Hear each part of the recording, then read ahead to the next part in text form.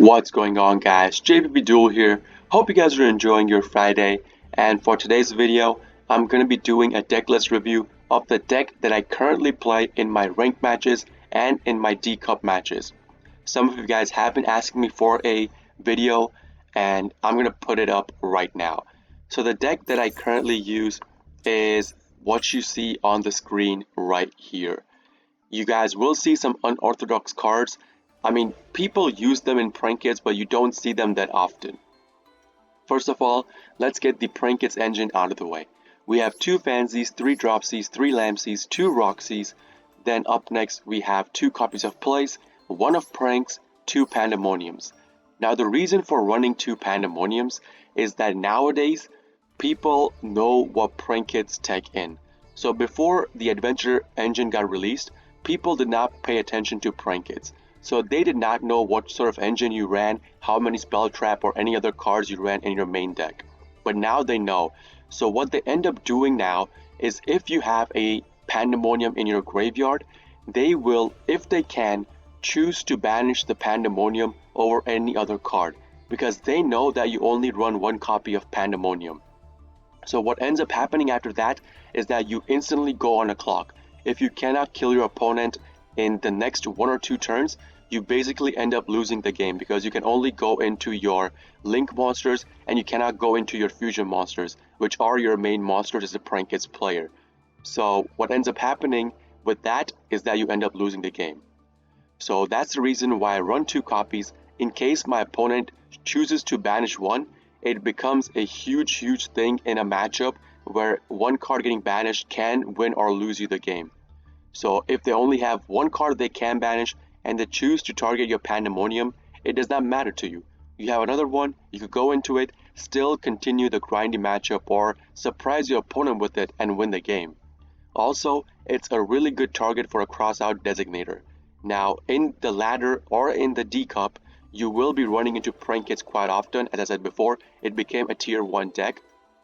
So, in mirror matchup, crossout becomes extremely important. If you're going second, your opponent tries to Pandemonium to go into their butler, you just use your crossout, banish 1 Pandemonium, and still have the other one for yourself to do full combo on your opponent's turn, putting your butler on the field, wiping out your opponent's board. Extremely good strategy. I urge you guys to use it.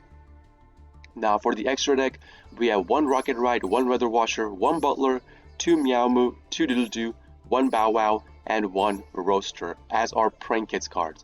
Yes, I do use the link for prank kits. It's an extremely good card that people highly underrate because nowadays you do run into back row set decks quite often, and they even decks like Marin says they do use floodgates, and Roaster is an extremely good way to get rid of those floodgates.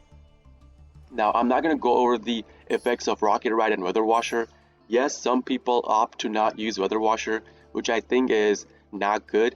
The effect of Weather Washer to put 2 cards on the field on your opponent's turn, also so that if you attack with your prank kits monsters on your turn, your opponent cannot activate any back row. They're extremely good, but it's your call if you want to put Weather Washer in or not. One thing I will tell you, however, is that the Weather Washer is an extremely good card against back row set decks. That's all I will tell you about that. Next up, we have the Adventures engine. We have 1 Griffin, 2 Right, we have 1 Draco back, we have 1 Faithful, and where did my 2 Enchantress? 2 Enchantress right there. Next up, we have hand traps. We have 2 Maxi, 2 Ash Blossom. Yes, I have put them on 2, and no, it does not affect your gameplay. It does not affect you going into your opponent's turn second because you do run going second cards such as these 2 right here, which we will talk about in detail once I get to them. Then we have 2 Lancias because 90% of the time, if you go into your opponent going second, you Lancia them, they will probably not be able to full combo. When I say 90% of the time, is because the rest 10% of the time, if your opponent is playing Rose Tenny and they play Jet Synchron, if they get Jet Synchron on the field, it will be a nightmare for you if you artifact Lancia your opponent. Because Jet Synchron cannot be banished due to Lancia's effect, they can keep getting the jet synchron on the field over and over and over, and they will end up with a bigger board than if you allowed the jet synchro to get banished. So keep that in mind if you ever want to preemptively activate the Lancia on your opponent. Then we have one copy of Nib, and that's pretty much it for hand traps. I mean, cross out and call by the grave, I can say hand traps, but they can't be activated on your turn as a quick effect.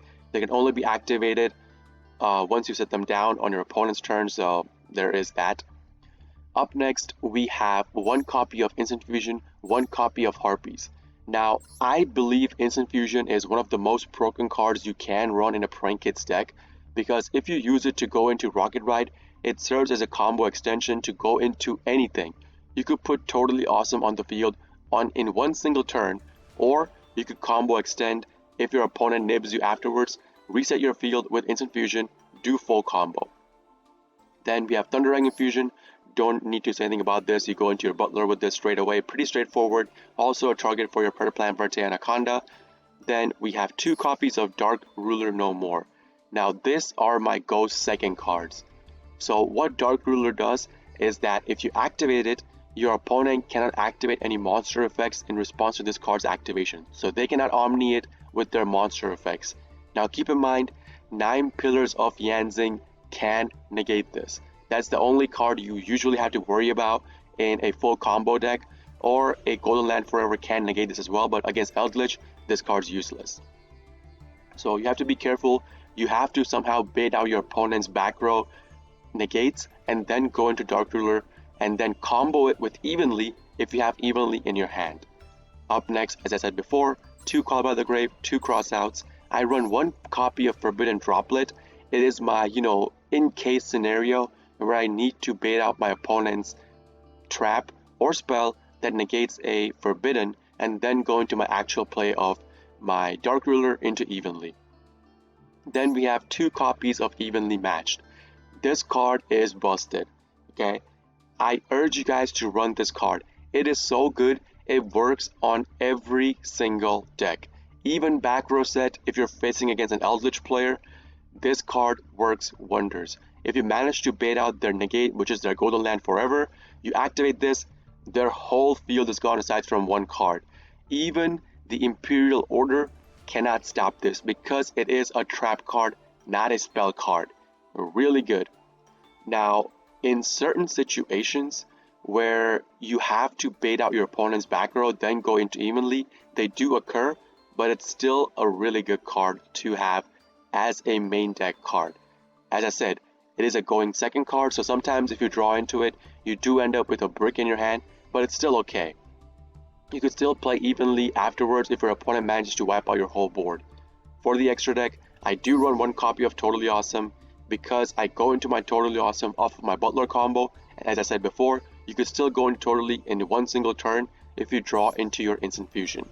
1 Link Spider to play through Nib, and then that's pretty much it for the extra deck. We have 1 Pertaplan Verte Anaconda, 1 Nightmare, 1 Borrowed Sword, and 1 Access Code. Yes, instead of having 2 Butlers or 2 Link Spiders, I opt to run 1 copy of Borrowed Sword Dragon. Why?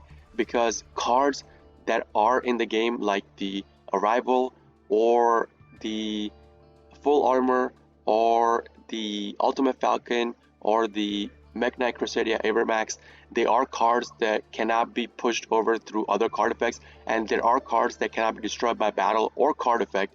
So usually you want to go into Borrowed Sword, bump into them. Even if they can't be destroyed by battle, you can still affect your opponent's life points because this card will yoink half the card's attack points and go over them. Really good card to have against those certain cards, and also it serves as a really good card for OTKing your opponent. That's pretty much it for the deck list, guys. I'm gonna end my video right here. If you guys have any comments or questions, do let me know in the comment section below. This is JP Duel signing out for today. I'll see you all in the next video. Peace!